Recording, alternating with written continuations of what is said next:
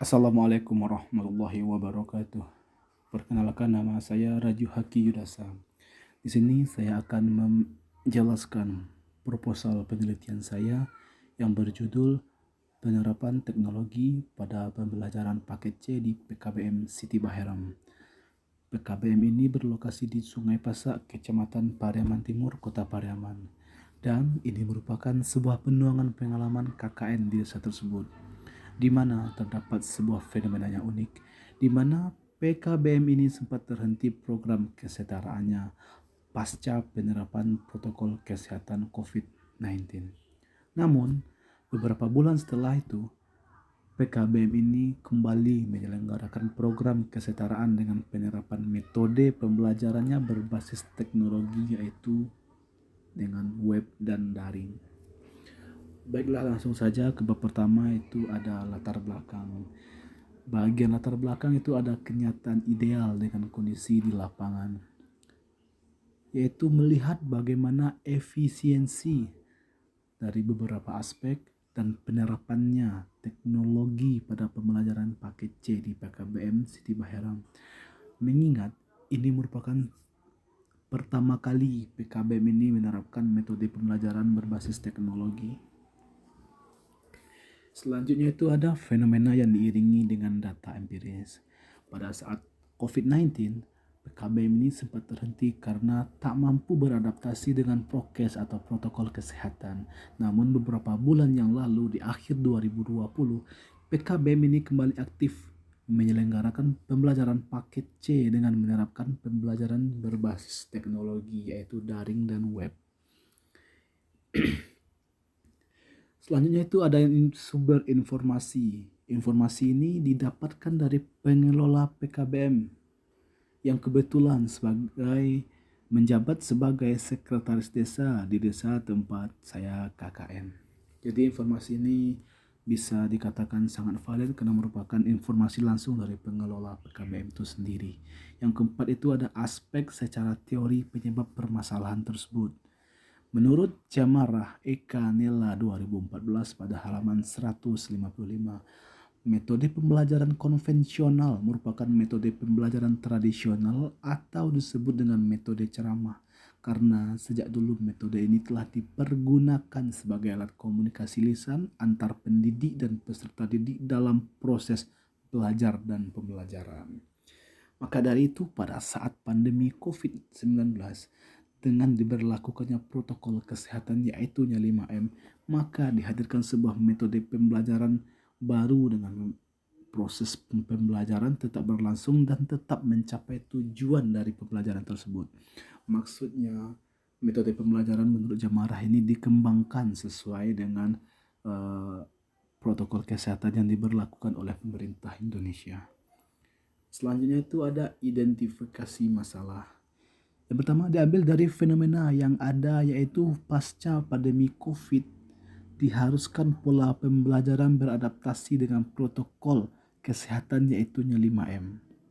Yang kedua, pembelajaran paket C diharapkan mampu menjadi tempat pembelajaran masyarakat sesuai dengan potensi daerah untuk menggerakkan pembangunan di bidang sosial, ekonomi, dan budaya. Namun, sempat terkendala pandemi dan dihadirkan pembelajaran berbasis teknologi agar proses pembelajaran tetap berjalan. Yang ketiga itu ada keingintahuan bagaimana sih efisiensi dari masalah yang timbul akibat pembelajaran berbasis teknologi, mengingat ini merupakan sebuah pertama kali PKBM ini menerapkan metode pembelajaran berbasis teknologi ini. Yang selanjutnya itu ada perumusan masalah. Yang pertama, apakah masalah sudah dirumuskan dalam bentuk pertanyaan? Semua informasi yang ingin didapatkan sudah dirumuskan dalam bentuk instrumen penelitian di mana yang sudah terlampir pada proposal penelitian. Semua inti-inti pertanyaan, informasi-informasi yang ingin didapatkan sudah kita lampirkan pada instrumen penelitian di proposal penelitian pada lampiran. Yang kedua itu instrumen sudah dirumuskan dengan singkat dan tepat kepada tujuan informasi yang ingin didapatkan. yaitu masing-masing pertanyaannya sudah difokuskan kepada tutor kah, kepada warga belajar kah, kepada pengelola kah, sudah difokuskan masing-masing pertanyaan kepada masing-masing individu yang ingin didapatkan informasi darinya. Yang ketiga itu ada perumusan masalah, merupakan variabel yang ingin diteliti dalam proposal penelitian ini. Hal-hal yang ingin diteliti pada proposal ini sudah tercantum dengan sangat lugas, dengan sangat ringkas, dengan sangat tepat pada perumusan masalah yang sudah dicantumkan pada proposal. Yang keempat itu ada perumusan masalah sudah dibatasi dengan batasan masalah agar fokus kepada tujuan penelitian dan tidak melebar kemana-mana. Pada perumusan masalah sudah ada fokus masalah di mana fokus masalah ini menjadi batasan paling bawah agar penelitian ini tetap fokus pada arah yang telah ditentukan. Mari kita lihat di bawahnya, ini ada contoh fokus penelitian yang telah dilampirkan, yaitu 1. Bagaimana pelaksanaan pembelajaran kesetaraan berbasis teknologi di PKBM ini, PKBM Siti Baheram. Yang kedua itu faktor-faktor apa saja yang mendukung dan menghambat pelaksanaan pembelajaran kesetaraan berbasis teknologi di PKBM Siti Baheram. Yang ketiga itu ada bagaimana sih keefektivitasan pembelajaran melalui metode daring berbasis web dalam mengimplementasikannya. Yang selanjutnya itu ada tujuan penelitian. Tujuan penelitian ini secara umum bertujuan untuk mengetahui efektivitas program kesetaraan yang diselenggarakan oleh PKBM Siti Baheram. Selanjutnya, secara khusus penelitian ini bertujuan untuk mendeskripsikan pelaksanaan pembelajaran kesetaraan berbasis teknologi di PKBM Siti Baheram. Yang kedua itu mendeskripsikan faktor pendukung dan faktor penghambat pelaksanaan di PKBM Siti Baheram. Yang ketiga ada mendeskripsikan keefektivitasan pembelajaran melalui metode daring berbasis web dan mengimplementasikannya. Pertanyaan penelitian telah difokuskan kepada rumusan masalah dan tujuan penelitian. Mari kita lihat, ini adalah instrumen penelitian yang sudah juga dicantumkan pada proposal yang sudah diberikan. Judulnya itu penerapan pembelajaran berbasis teknologi pada program pembelajaran paket C di PKBM Siti Baheram. Penelitiannya adalah Raju Haki Yudasa dengan NIM yang sudah dicantumkan. Fokus penelitian yang pertama itu ada pelaksanaan pembelajaran dengan indikator suasana pembelajaran. Suasana pelaksanaan pembelajaran. Informannya itu adalah warga belajar dan tenaga pengajar atau tutor. Pertanyaannya, bagaimana suasana pelaksanaan pembelajaran berbasis teknologi pada PKBM Siti Baheram? Yang ketiga itu ada indikator yang kedua itu ada sarana pendukung proses pembelajaran. Kembali informannya merupakan warga belajar, tenaga pengajar dan pengelola.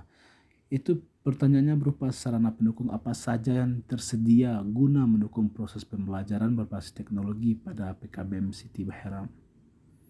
Yang selanjutnya itu ada kelengkapan bahan ajar dan materi pembelajaran. Itu ada bagaimana kelengkapan bahan ajar daring pada pelaksanaan proses pembelajaran pada PKBM Siti Baheram.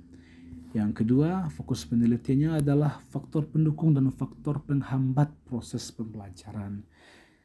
Indikatornya faktor pendukung proses pembelajaran. Informannya kembali lagi pada warga belajar, tutor dan pengelola. Pertanyaannya berupa faktor pendukung apa saja yang ada untuk menunjang proses pembelajaran berbasis teknologi pada PKBM Siti Baheram. Yang kedua ada hambatan proses pembelajaran.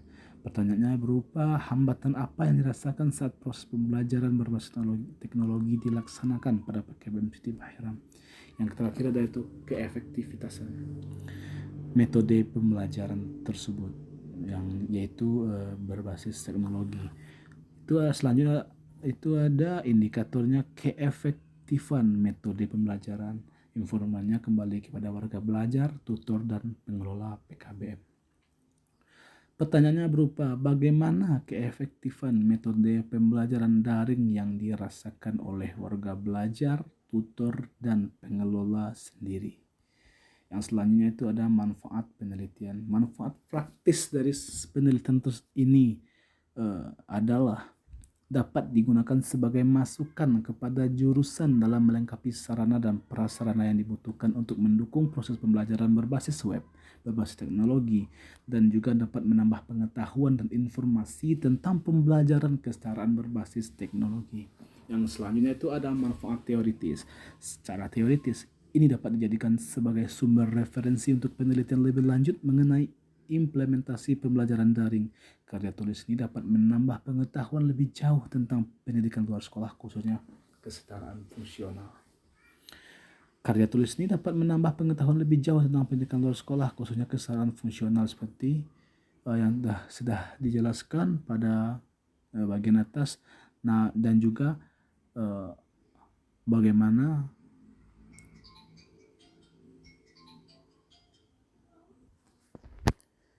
Baik, kita lanjutkan yang keempat, itu ada dapat menjadi masukan untuk melengkapi sarana dan prasarana untuk menunjang pembelajaran kesetaraan berbasis web.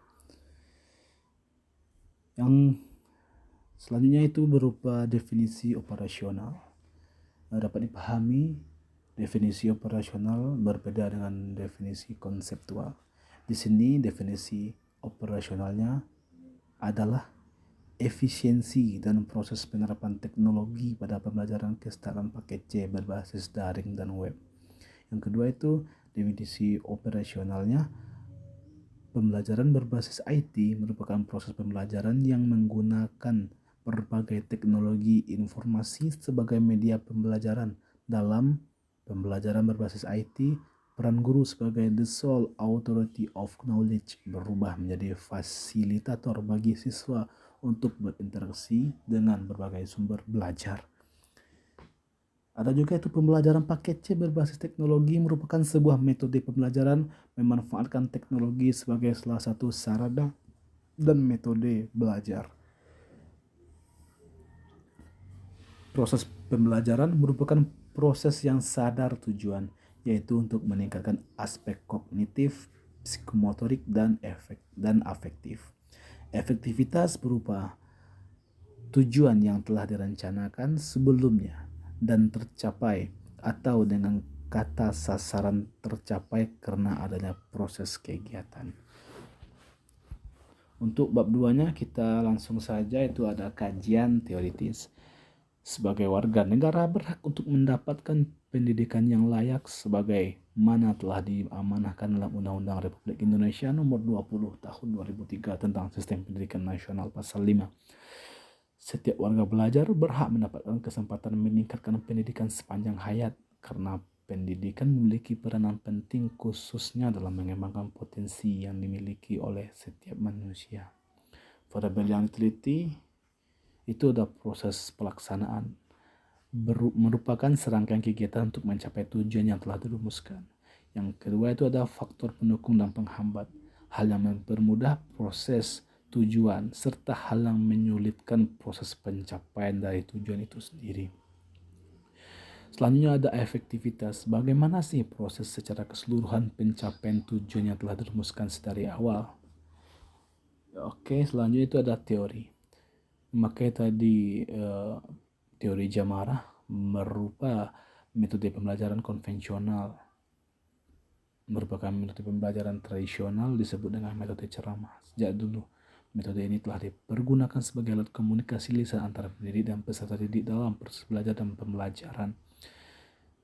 Teori keterkaitan antara variabel bebas dan variabel terikat. Ini dapat kita artikan sebagai teknologi kaitannya dengan proses belajar. Bagaimana sih kaitan dari teknologi dengan proses belajar mengajar? Adalah sebagai media yang efektif dan efisien dalam proses belajar mengajar. Teknologi merupakan suatu sistem yang dapat memfasilitasi pendidik dan peserta didik belajar lebih luas dan lebih banyak dan juga bervariasi. Selanjutnya itu ada metode penelitian. Menggunakan metode penelitian kualitatif dengan studi kasus dan metode pengumpulan datanya melalui observasi, wawancara, dan dokumentasi, sebagaimana sudah terlampir dalam instrumen penelitian yang telah dilampirkan pada proposal. Populasi penelitian adalah seluruh yang terkait dengan PKBM karena semuanya adalah sumber data atau informan yang dibutuhkan untuk penelitian ini. Contoh adalah pengelola PKBM, pengajar atau tutor dan juga warga belajar. Jumlah populasi sudah difokuskan melalui instrumen penelitian agar sumber data jelas dan tidak melebar kemana-mana. Pada instrumen penelitian sudah diarahkan pertanyaannya kepada siapa dengan jelas agar sumber informasinya dapat kita validasi. Sampel penelitian telah diklasifikasikan berdasarkan tujuan informasi yang hendak kita cari dan kita dapatkan. Selanjutnya adalah penarikan sampel didasarkan atas informasi yang hendak dapat guna memvalidasi keabsahan sumber data pada penelitian ini. Maka informasi-informasi harus valid dari sumber yang tepat agar data ini dapat valid dan juga absah dengan akurat. Semua data sudah digambarkan sesuai tujuan penelitian yang hendak dicapai, mulai dari cara penarikan data, metode-metode yang dipakai dalam meramu data yang didapatkan. Yang selanjutnya itu adalah teknik pengumpulan data telah dirumuskan dan tergambar jelas dalam instrumen penelitian berupa pertanyaan kepada tiap-tiap informan. Baik, selanjutnya itu ada teknik analisis data, yaitu menggunakan teknik reduksi, berarti merangkum, memilih hal-hal pokok, memfokuskan pada hal-hal penting, cari tema dan polanya agar data dapat disajikan, memberikan gambaran yang lebih jelas dan mempermudah peneliti untuk melakukan pengumpulan data selanjutnya dan mencarinya bila diperlukan. Itu merupakan pendapat dari Sugiono tahun 2012 halaman 92. Yang kedua itu ada display data. Setelah data direduksi, maka langkah selanjutnya adalah dengan mendisplaykan data. Penyajian data dapat dilakukan dalam bentuk uraian singkat bagan hubungan antar kategori. Menurut Miles dan Haberman melalui Sugiono, yang paling sering digunakan untuk menyajikan data dalam penelitian kualitatif adalah dengan teks yang bersifat naratif. Penarikan kesimpulan. Langkah ketiga dalam analisis data kualitatif menurut Miles. Selanjutnya itu adalah pengecekan keabsahan data. Triangulasi data dalam pengujian kredibilitas ini diartikan sebagai pengecekan data dari berbagai sumber dengan berbagai cara dan berbagai waktu. Kredibilitas dapat kita pahami sebagai kepercayaan, bagaimana kita membuat pembaca dari proposal ini dapat percaya dengan keabsahan dan kebenaran dari hasil penelitian ini. Dengan demikian terdapat triangulasi sumber, triangulasi teknik pengumpulan data dan waktu. Sugiono 2020 halaman 125.